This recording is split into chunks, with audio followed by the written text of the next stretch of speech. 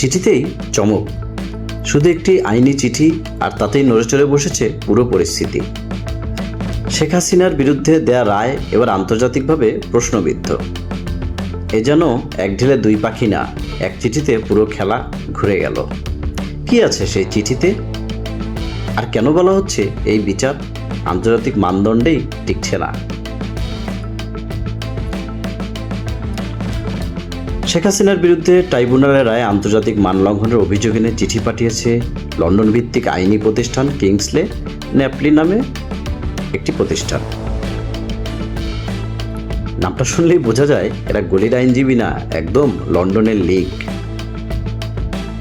প্রতিষ্ঠিত 1937 সালে, মানে আমাদের দাদার আমল থেকেই আইন চর্চা করছে, অভিজ্ঞতায় কোনো কমতি নাই। গত সোমবার পাঠানো চিঠিতে বলা হয়েছে এই বিচার প্রক্রিয়া আন্তর্জাতিক আইনের সাথে যায় না। এ যেন ধান বাঁধতে গিয়ে শিবের গীত, বিচার করতে গিয়ে আবারও বড় প্রশ্ন উঠে গেল। এ বিষয়ে যোগাযোগ করা হলে কর্তৃপক্ষের কাউকে পাওয়া যায়নি। তবে নাম প্রকাশে অনিচ্ছুক এক প্রসিকিউটর নিশ্চিত করেছেন চিঠিটি তারা পেয়েছেন। মানে অবস্থা এমন, চিঠি এসেছে কিন্তু কে ধরবে সেটা নিয়ে সবাই লুকোচুরি খেলছে।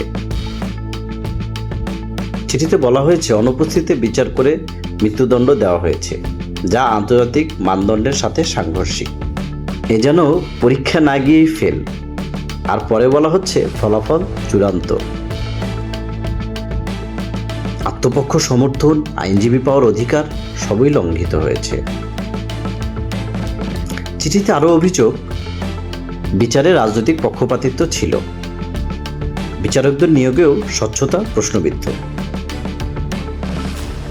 এ যেন খেলার রেফারি নিজেই এক দলের সমর্থক, ফলে বিচারিক স্বাধীনতাই এখন প্রশ্নের মুখে।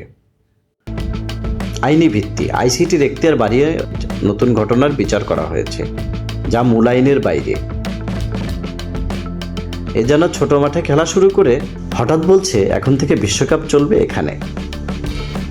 এমনকি আইনের মৌলিক নীতিও লঙ্ঘিত হয়েছে বলে দাবি। আন্তর্জাতিক চাপ, আন্তর্জাতিক মানবাধিকার সংস্থাগুলোর মতে ন্যায্য বিচার হয়নি। এ যেন রান্না না করেই বলে দেওয়া খাবারটা দারুণ হয়েছে। এমনকি বলা হয়েছে মৃত্যুদণ্ড কার্যকর হলে তা সামারি এক্সিকিউশন হিসেবেও ধরা হতে পারে।